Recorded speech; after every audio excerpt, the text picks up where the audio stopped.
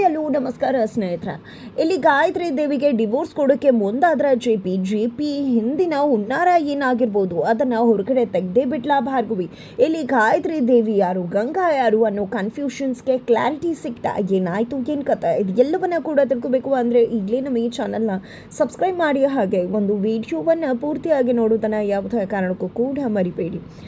ಇಲ್ಲಿ ಭಾರ್ಗವಿ ಗಾಯತ್ರಿ ದೇವಿಯನ್ನ ಮನೆ ಕರ್ಕೊಂಡು ಬರ್ತಾರೆ. ಗಾಯತ್ರಿ ದೇವಿ ಸತ್ತೇ ಹೋಗಿದಾಳೆ ಅಂತ ಎಲ್ಲರೂ ಕೂಡ ಅನ್ಕೊಂಡಿದ್ರು. ಯಾವ ಒಂದು ಕ್ಷಣ ಭಾರ್ಗವಿ ಜೊತೆ ಗಾಯತ್ರಿ ದೇವಿ ಮನೆಗೆ ಎಂಟ್ರಿ ಕೊಟ್ಟು ನಿಜಕ್ಕೂ ಎಲ್ಲರೂ ಕೂಡ ಶಾಕ್ ಆಗ್ತಾರೆ. ಇಲ್ಲಿ ಅರ್ಜುನ್ ಭಾರ್ಗವಿಯನ್ನ ಅವರನ್ನ ಕಳಿಸ್ಬಿಡು ಅಂತ ಹೇಳ್ತಾರೆ. ಬಟ್ ಆದರೂ ಕೂಡ ಇಲ್ಲಿ ಭಾರ್ಗವಿ ಅವ್ರಿಗೆ ಅನ್ಯಾಯ ಆಗಿದೆ, ಅವ್ರಿಗೆ ನ್ಯಾಯ ಕೊಡಿಸೋದು ನನ್ನ ಜವಾಬ್ದಾರಿ. ಇವರು ಈ ಮನೆಯಲ್ಲೇ ಇರ್ತಾರೆ, ಅವ್ರಿಗೆ ನ್ಯಾಯ ಸಿಗೋ ತನಕ, ಸತ್ಯ ಹೊರಗಡೆ ಬರೋ ತನಕ ಅಂತ ಮನೆ ಒಳಗಡೆ ಕರ್ಕೊಂಡು ಬರ್ತಾಳೆ. ಜೊತೆಗೆ ಮಾವನನ್ನ ಸತ್ಯ ಒಪ್ಕೊಂಬಿಡಿ ಅಂತ ಕೂಡ ತಿಳಿಸ್ತಾಳೆ. ಆದರೆ ಜಿ ಪಿ ಪಾಟೀಲ್ ಅಂತೂ ನನಗೆ ಯಾವುದೇ ಸತ್ಯ ಕೂಡ ಗೊತ್ತೇ ಇಲ್ಲ ಅಂತ ಹೇಳ್ತಾರೆ.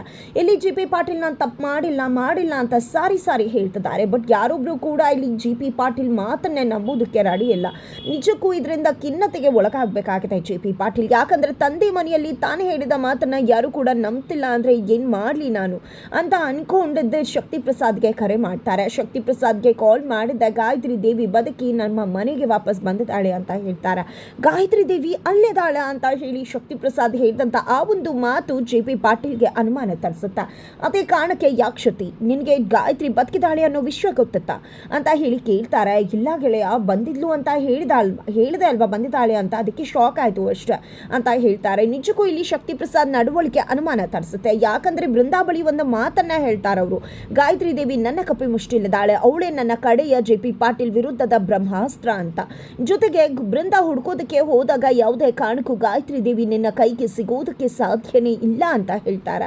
ಇದನ್ನೆಲ್ಲ ನೋಡಿದ್ರೆ ಖಂಡಿತವಾಗ್ಲೂ ಶಕ್ತಿ ಪ್ರಸಾದ್ಗೆ ಗಾಯತ್ರಿ ಬದುಕಿದ್ಲು, ಗಾಯತ್ರಿ ತನ್ನ ಕಪ್ಪಿ ಮುಷ್ಟಿಲೇ ಇದ್ರು ಅನ್ನೋ ವಿಷಯ ಗೊತ್ತಿತ್ತು. ಆದರೆ ಹೇಗೆ ಗಾಯತ್ರಿ ದೇವಿ ಜೆ ಪಿ ಪಾಟೀಲ್ ಮನೆಗೆ ಭಾರ್ಗವಿ ಜೊತೆ ಬರೋದಕ್ಕೆ ಸಾಧ್ಯ? ಖಂಡಿತ ಕ್ವೆಶ್ಚನ್ ಮಾರ್ಕ್ ಆಗುತ್ತೆ. ಜೊತೆಗೆ ಜೆ ಪಿ ಪಾಟೀಲ್ ಮನೆಗೆ ಬಂದಂಥ ಗಾಯತ್ರಿ ದೇವಿ ಹೇಳ್ತಕ್ಕಂಥ ಸತ್ಯ, ಇಷ್ಟು ವರ್ಷಗಳ ಕಾಲ ತನ್ನ ಯಾರದೇ ಕಪ್ಪು ಮುಷ್ಟಿಲ್ ಇರಲಿಲ್ಲ, ಬಟ್ ಜೆ ಪಿ ಪಾಟೀಲ್ಗೆ ಹೆದರಿ ಓಡ್ತಾ ಇದ್ದೆ ಅಂತ 25 ವರ್ಷಗಳ ಕಾಲ ಕೂಡ ಓಡ್ತಾನೆ ಜೀವನ ಸಾಗಿಸ್ಬಿಟ್ಟಿದ್ದಾರೆ ಗಾಯತ್ರಿ ದೇವಿ.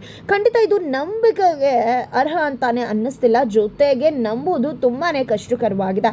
ಇದನ್ನೆಲ್ಲಾನು ಕೂಡ ನೋಡಿದ್ರೆ ಶಕ್ತಿ ಮತ್ತು ಗಾಯತ್ರಿ ಇಬ್ರು ಕೂಡ ಸೇರ್ಕೊಂಡೆ ಏನೋ ಆಟ ಆಡ್ತಿದ್ದಾರೆ ಅಂತ ಅನ್ಸೋದಂತೂ ಖಂಡಿತವಾಗ್ಲೂ ನಿಜ.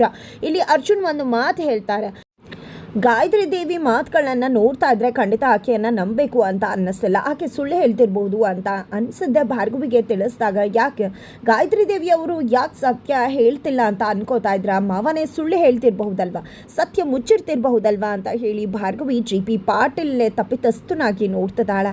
ಇದರೆಲ್ಲದರ ನಡುವೆ ಗಾಯತ್ರಿ ದೇವಿ ಹೇಳಿದ್ದು ರವೀಂದ್ರ ಭಟ್ಗಳನ್ನ ಸಾಯಿಸಿದ್ದು ಜೆ ಪಿ ಪಾಟೀಲ್ ಅಂತ. ಹಾಗಾಗಿ ಇಲ್ಲಿ ಭಾರ್ಗವಿ ತನ್ನ ತಂದೆಯನ್ನ ಸಾಯಿಸಿದ್ದು ಜೆ ಪಿನ ಅನ್ನೋ ಒಂದು ಪ್ರಶ್ನೆಗೂ ಕೂಡ ಉತ್ತರ ಕಂಡ್ಕೋಬೇಕಾಗಿದೆ. ಗಾಯತ್ರಿ ದೇವಿ ತುಂಬಾ ಒಳ್ಳೆಯವರು, ಆಕೆ ಈ ಮನೆಯಲ್ಲಿ ನಿಜವಾಗ್ಲೂ ಒಂದು ತಾಯಿ ಸ್ಥಾನವನ್ನ ಗಳಿಸ್ಕೊಂಡಿದ್ರು ಅನ್ನೋ ರೀತಿಯಲ್ಲಿ ಶಕುಂತಲಾ ಮಾತನಾಡ್ತಾರೆ. ಆದ್ರೆ ನಿಜಕ್ಕೂ ಗಾಯತ್ರಿ ದೇವಿ ಅಂತಹ ಮಹಾ ತಾಯಿ ಮನಸ್ಸಿರೋರ ಅಂತ ಹೇಳಿ ನಮಗೂ ಅನುಮಾನ ತರಿಸುತ್ತೆ. ಅತಿ ವಿನಿಯಂ ದುರ್ತ ಲಕ್ಷಣಂ ಅನ್ನೋ ಹಾಗೆ ನಿಜಕ್ಕೂ ಇಲ್ಲಿ ಗಾಯತ್ರಿ ದೇವಿ ಇನ್ನೋಸೆಂಟ್ ಅಂತ ಅನ್ಸೋಕೆ ಶುರು ಆಗತ್ತೆ. ಯಾಕಂದ್ರೆ ಜಿ ಪಿ ಬಂದರೆ ಸಾಕು, ನಿನ್ನಂದ್ರೆ ನನಗೆ ಭಯ ಆಗತ್ತೆ, ನಾನು ಇಲ್ಲಿರೋದು ಕಷ್ಟವಾಗತ್ತೆ, ನೀನೇ ನನ್ನನ್ನು ಸಾಯಿಸಿದ್ದು, ಅವತ್ತು ಆಕ್ಸಿಡೆಂಟ್ ಮಾಡಿಸಿದ್ದು ನೀನೇನೆ ಅಂತೆಲ್ಲ ಮಾತನಾಡ್ತಿದ್ದಾರೆ. ಬಟ್ ಜಿ ಪಿ ಪಾಟೀಲ್ ಮಾತ್ರ ಇದು ಯಾವುದಕ್ಕೂ ನಾನು ಕಾರಣ ಅಲ್ಲ ಅಂತಾನೆ ಹೇಳ್ತಾರೆ. ಮನೆಯವರು ಕೂಡ ಜಿ ಪಿನೇ ತಪ್ಪಿತಸ್ಥ ಅನ್ನೋ ಹಾಗೆ ನೋಡೋದಕ್ಕೆ ಶುರು ಮಾಡ್ಕೊಳ್ತಾರೆ. ಯಾಕಂದ್ರೆ ಅವತ್ತು ಏನಾಯ್ತು, ಜಿ ಪಿ ಯಾಕೆ ಬಂದು ಗಾಯತ್ರಿ ಆಕ್ಸಿಡೆಂಟ್ ಅಲ್ಲಿ ಸತ್ತಿದ್ದಾರೆ ಅಂತ ಹೇಳ್ದ. ಈ ಎಲ್ಲ ಅನುಮಾನಗಳು ಕೂಡ ಮನೆಯವರನ್ನ ಕಾಡ್ತದ. ಜೊತೆಗೆ ಅವರಿಬ್ಬರ ನಡುವೆ ಹಿಂದಿನ ದಿನ ರಾತ್ರಿ ಆಕ್ಸಿಡೆಂಟ್ ಹಿಂದಿನ ದಿನ ರಾತ್ರಿ ಏನೋ ನಡೆತದ, ಬಟ್ ಏನು ಅನ್ನೋದನ್ನ ಇಲ್ಲಿ ಜೆ ಪಿನೇ ಹೇಳಲಿ ಅಂತ ಗಾಯತ್ರಿ ಹೇಳ್ತಿದ್ದಾರೆ. ಬಟ್ ಜೆ ಪಿ ಪಾಟೀಲ್ ಅದನ್ನ ಹೇಳೋದಕ್ಕೆ ರೆಡಿ ಇಲ್ಲ. ಇದೆಲ್ಲದರ ನಡುವೆ ಶಕ್ತಿ ಪ್ರಸಾದ್ ಮನೆಗೆ ಬರ್ತಾರೆ. ಮನೆಗೆ ಬಂದಾಗಲೇ ಗೊತ್ತಾಗೋದು ಗಾಯತ್ರಿ ದೇವಿ ಹಾಗೆ ಶಕ್ತಿ ಪ್ರಸಾದ್ ನಡುವೆ ಇರುವ ಸಂಬಂಧ ಏನು, ಗಾಯತ್ರಿ ದೇವಿ ಯಾರು ಅಂತ. ಯಾವ ಒಂದು ಕ್ಷಣ ನನ್ನ ಒಡ ಹುಟ್ಟಿದ ಗಾಯತ್ರಿ ಬದುಕಿದಾಳೆ ಜೆ ಪಿ ಅಂತ ಹೇಳಿದ್ರು ಇಡೀ ಮನೆಯವ್ರಿಗೆ ಗೊತ್ತಾಗುತ್ತೆ ಇವರಿಬ್ರು ಅಣ್ಣ ತಂಗಿ ಅಂತ. ಇದನ್ನ ನೋಡಿದಂತ ಅರ್ಜುನ್ಗೆ ಅನ್ಸುತ್ತೆ ಖಂಡಿತ ಶಕ್ತಿ ಅಂಕಲ್ಲೇ ಗಂಟೆಗೊಂದು ಮಾತನ್ನ ಚೇಂಜ್ ಮಾಡ್ತಾರೆ. ಅಂಥದ್ರಲ್ಲಿ ಇವರ ತಂಗಿ ಆಗಿರ್ತಕ್ಕಂಥ ಗಾಯತ್ರಿನ ನಂಬಬಹುದು ಹೇಗೆ? ಖಂಡಿತ ಗಾಯತ್ರಿ ಕೂಡ ಸುಳ್ಳು ಹೇಳ್ತಿರಬಹುದಲ್ಲ ಅಂತ. ಆದ್ರೆ ಭಾರ್ಗವಿ ಮಾತ್ರ ಗಾಯತ್ರಿ ಪರವಾಗಿ ನಿಂತು ವಾದ ಮಾಡ್ತಿದ್ದಾರೆ. ಈ ಕಡೆ ನಿರ್ಮಲಾ ಪಾಟೀಲ್ ಅವರು ತನ್ನ ಬದುಕಿ ಬರ್ಬಾದ್ ಆಗಿ ಹೋಗಿದೆ, ನನ್ನ ಬದುಕಲ್ಲಿ ನಿಜಕ್ಕೂ ಮೋಸ ಆಗಿದೆ ಅಂತ ಹೇಳಿ ಕುಸಿದು ಕೂತಿದ್ದಾರೆ. ಜಿ ಪಿ ನನಗೆ ಅನ್ಯಾಯ ಮಾಡ್ದ ಅಂತ ಹೇಳಿ ಸಾರಿ ಹೇಳ್ತಿದ್ದಾರೆ. ಇಲ್ಲಿ ಜಿ ಪಿ ಪಾಟೀಲ್ ಮನೆಯಲ್ಲಿ ಗಾಯತ್ರಿ ದೇವಿ ಇರುವುದು ಬೇಡ ಅಂತ ಯೋಚನೆ ಮಾಡಿದಂತ ಶಕ್ತಿ ಗಾಯತ್ರಿ ದೇವಿಯನ್ನ ಕರೆದುಕೊಂಡು ಹೋಗೋದಕ್ಕೆ ಮುಂದಾಗ್ತಾರೆ.